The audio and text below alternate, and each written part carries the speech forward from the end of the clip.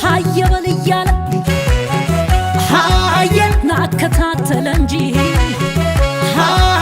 መች ደከመኛለ ማገናገር ሁሉ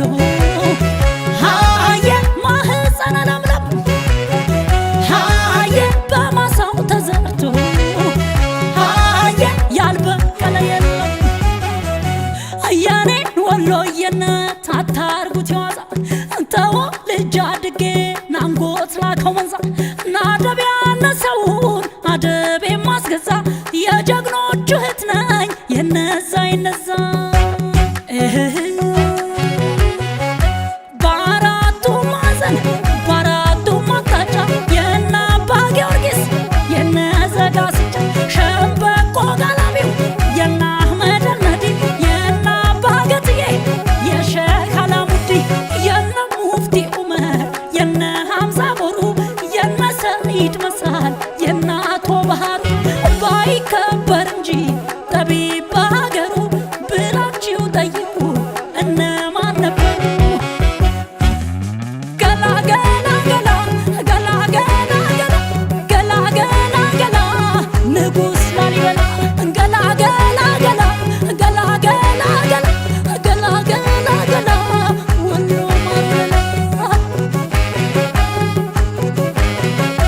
ማናወቀውና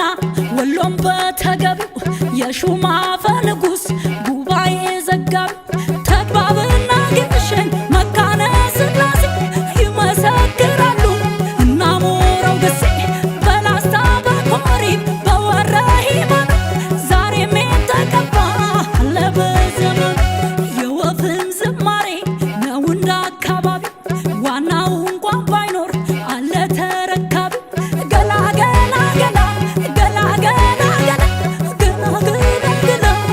ጅማ ንጉሥ ያለ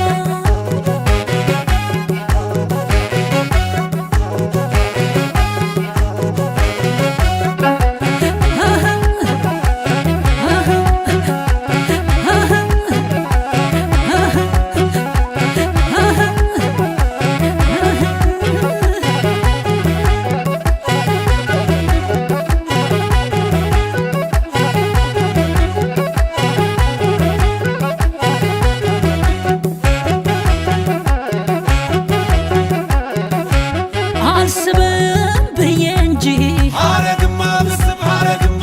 ያማረ አይደለም ሆይ ገረገራው ቁጥቡ ቦታው አይደለም ሆይ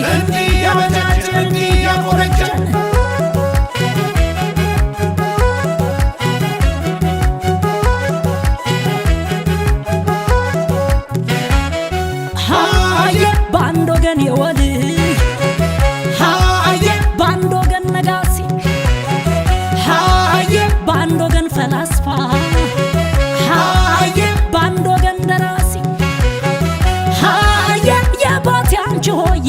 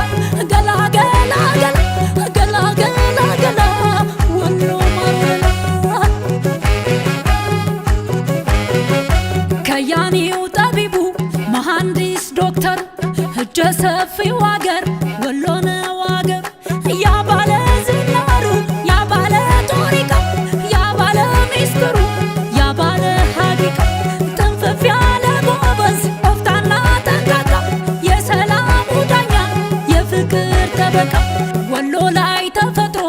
ካፈሩ ከጭቃው ሲጎደራ ሲውል ሀገሩስ መች በቃው